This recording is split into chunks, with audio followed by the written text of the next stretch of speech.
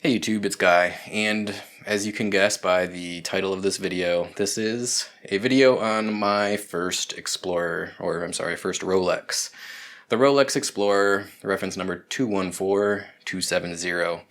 Now, this is not going to be a full review video, just a sort of unboxing and first impressions, not even a true unboxing. I've been wearing this watch now for a little while. So it's really a first impressions video just to give you guys a look at this watch, tell you a little bit about my purchasing process and as far as buying my first Rolex goes. So on the table here we have the typical cardboard Rolex box with the Rolex crown logo embossed into it. We open that up and within, of course, is the green Rolex box, which I'm sure most of us are familiar with.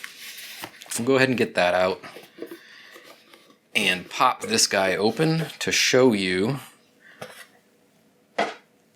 again, my first Rolex, the Rolex Explorer. And there it is.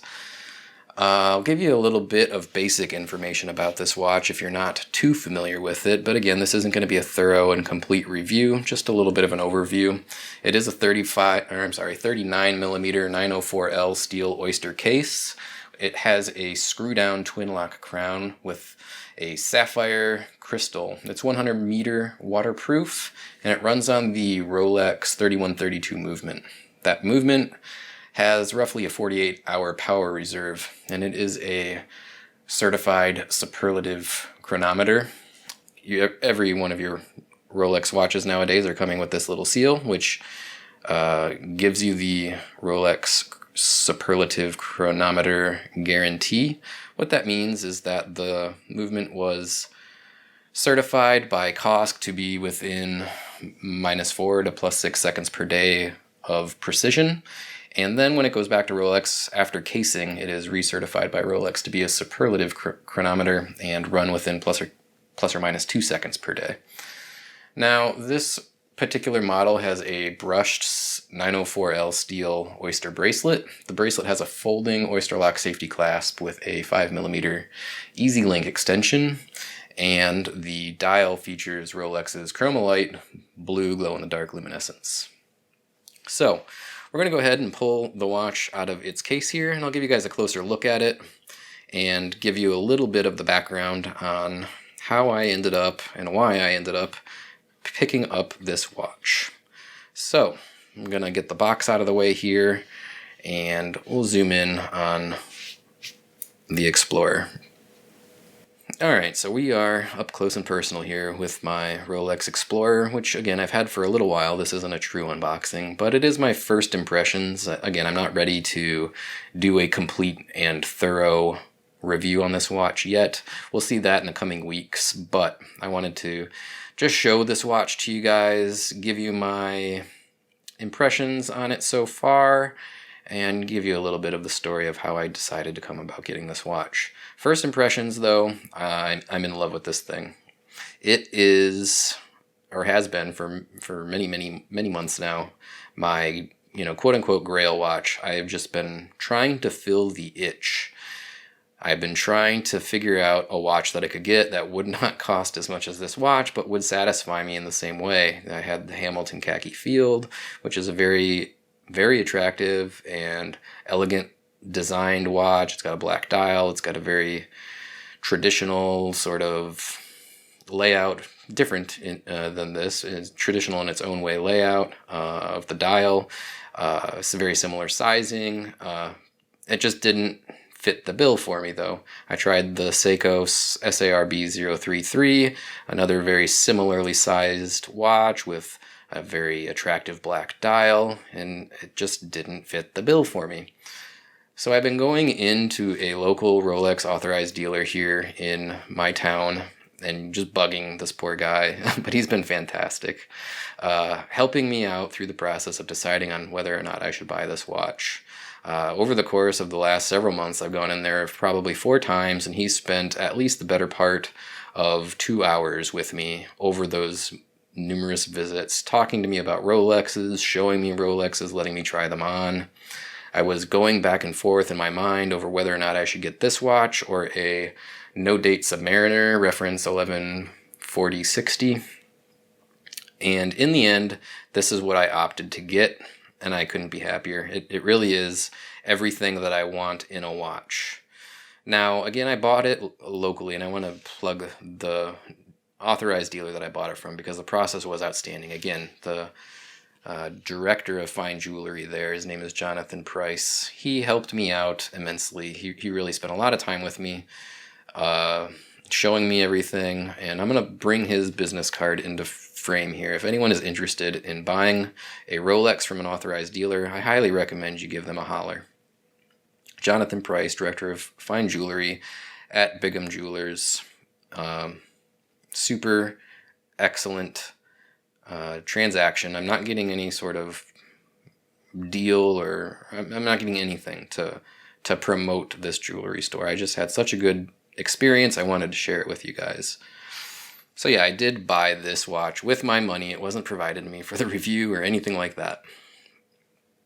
But like I said, I bounced back and forth between this and a no-date Submariner for, in my mind, a couple months. And I always kind of came back to the Explorer just because it's somewhat understated, but just super versatile. It's a sports watch that can really be worn on any occasion. I can't think of any time where I would not want to wear this watch because of its, styling. I could think of times when I wouldn't want to wear it because of its price, because I'm afraid something might happen to it. And I have some inexpensive watches for those times still. I have my Seiko SKX 007 dive watch. I'll never sell that. I have my Casio DW5600, which I adore. That's not going anywhere. But like I said, this is really an any occasion watch for me. And maybe the Submariner is too, really, but I don't know. For me, this one has that understated touch that you don't get from a Submariner that really appealed to me. Now, that does bring into question, what about all my other watches? Well, again, I sold a bunch of them. I sold that Hamilton, I sold that SARB, Seiko, and some others to help, in part, fund this purchase. So realistically, I don't have a one-watch collection with this Explorer. I have other watches still, like I said. But this could be your one-watch collection, in my opinion. I think it's that nice. It's that versatile. For me, your mileage may vary, but I am just super impressed with this watch so far. Again, it's the honeymoon period, I guess you could say, but I don't expect that to change. I think that this is going to be a keeper for hopefully the rest of my life. Now, we did talk about the specs a little bit, but I want to give you a close-up look at some of the stuff. First of all, we'll look at the case. The case is very, very well done. We got nice polished sides, which are covered with fingerprints, of course. And interesting about this case, it has very sharp edges. I'm used to Seiko watches, and all of the edges are very soft. They're dehorned. They're very sweeping. This has some pretty harsh edges. Not like, ouch, I'm going to cut myself on them. But it's just a different design than I'm used to. It's very nice, though. You got high polish on the sides. You got a highly polished bezel all around. The smooth bezel, very, very polished. The top of the lugs on the case, that's all brushed, as well as your Oyster bracelet is a brushed 904L as well. This finishing is fantastic. The dial, that's, I guess, for me, what really resonated with me and why I wanted this watch so much and why I decided on it. The dial, the layout, it's just perfect in my opinion. Very sharp, crisp, black background on the dial with these gorgeous applied indices 3, 6, and 9. Triangle at the 12 o'clock position, and I don't know, rectangular sort of stick indices at all of the other markers. Each of the markers and the handset, which features a Mercedes hour hand and then a traditional Rolex minute hand and hour hand, all of those things feature their chromolite luminescence. It glows in the dark fantastically. Lasts a long time, and it's very, very bright. Of course, we got some dust up on the dial here. What else can we talk about? Give you my first impressions of the watch. It's it's fantastic. It really is. I'm super excited to have it. Oh, I'll show you the clasp on the bracelet. This is a real home run. Polished on the sides. It's got the folding oyster lock safety clasp. So you got this fold over here, and then a little hinge that opens it up. The folding arm of the clasp is beautifully polished. I mean, the attention to detail on something you're almost never going to see. Beautifully polished, machined steel, and of course the bracelet has a easy link extension, which you just fold it up and it folds out. So you gain a few millimeters, 5 millimeters, I guess, of extension really easily at any time should you need, just a little bit extra space. So yeah, the clasp in particular is just an excellent super home run. You have the Rolex logo here on the fold-over safety portion of the clasp. The bracelet itself starts at 20 millimeters up here, but it tapers down significantly to the clasp side. On my calipers, it tapers down to around 15 millimeters at the narrowest point. So it's very thin once you get down to the clasp section. I never have really seen anyone talk about that when watching other reviews, reading about it, even on Rolex's website, that in person, the amount of taper on this bracelet is pretty extreme, and it's never been pointed out anywhere. So I want to make that clear for you guys that, yeah, there is a lot of taper on the bracelet. Not a bad thing. It looks good. It wears well, but keep that in mind that a lot of people don't talk about how much taper you get on the bracelet there. It was a surprise when I first got it in my hands.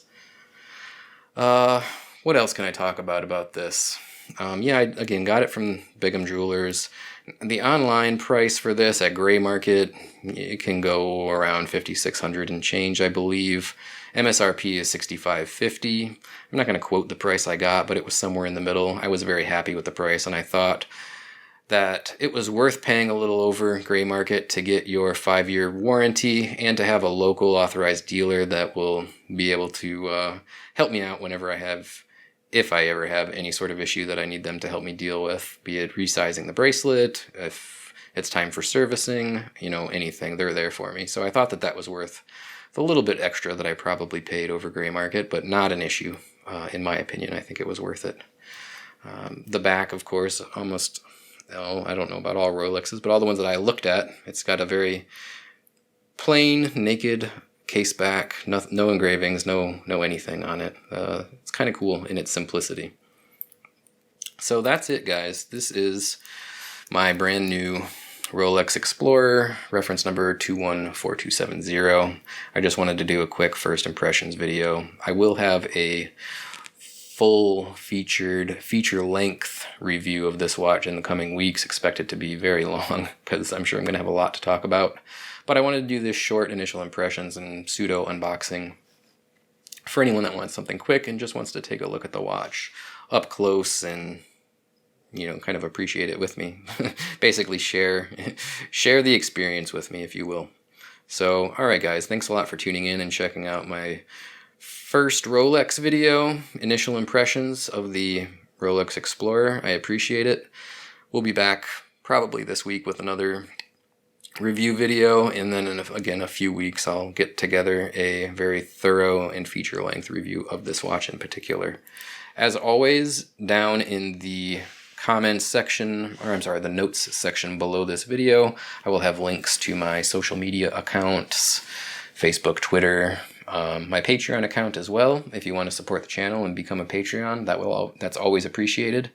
Also, I will put links down below to Instagram. That's the thing I'm trying to think of. I'll put my new Instagram account. I just started that up, so if you want to follow me on Instagram, that'll be there as well.